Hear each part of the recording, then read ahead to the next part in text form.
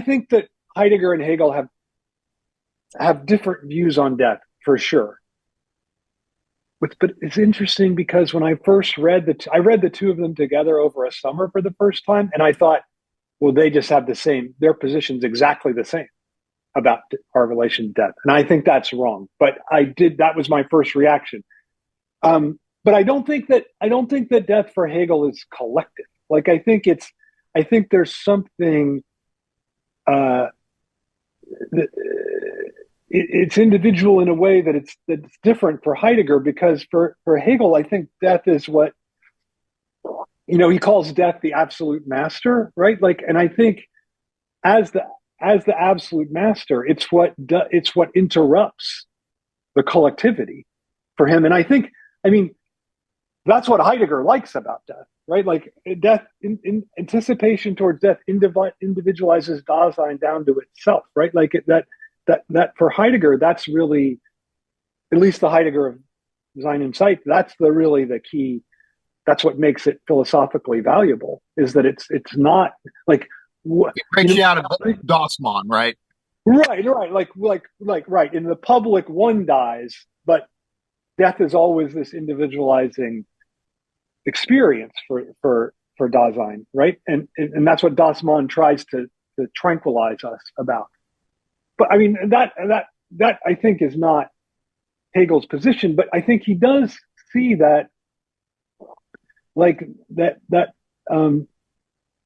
death is what we have to confront to do anything, right? Like, I think I think in a way that's one of the main takeaways I think people make too much of the master-servant dialectic. I think that gets way, way overblown, just because I think it's just a contingent fact that it's his best little story.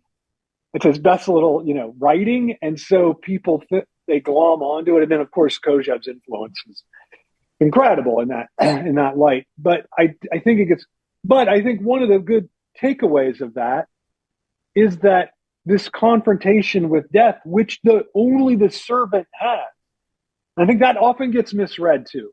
Like, people often say, oh, Hegel's point is you can't really be a person unless you brave death like the master does.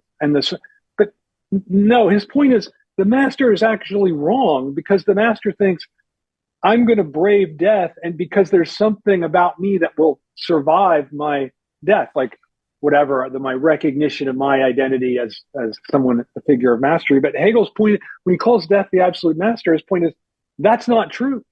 Like, there's a real, I think, existentialist flavor to what Hegel's saying. That is, once you die, that's it. And then he thinks that the servant has a understanding of that, because the servant's like, look, I'm in this struggle for life, and or struggle for recognition to the death.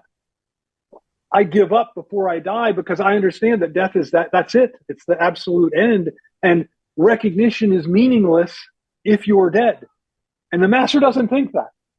And so I think that's in a way, that insight is the ground of everything that comes after. So that's way early in self-consciousness, right? So everything that comes after in the phenomenology, and I think all of Hegel's philosophy has its basis in that real insight about that our infinitude has to come out of this real grasp of our confrontation with death, right? I think Hegel gets wrongly thought of as a philosopher of the infinite who disdains death.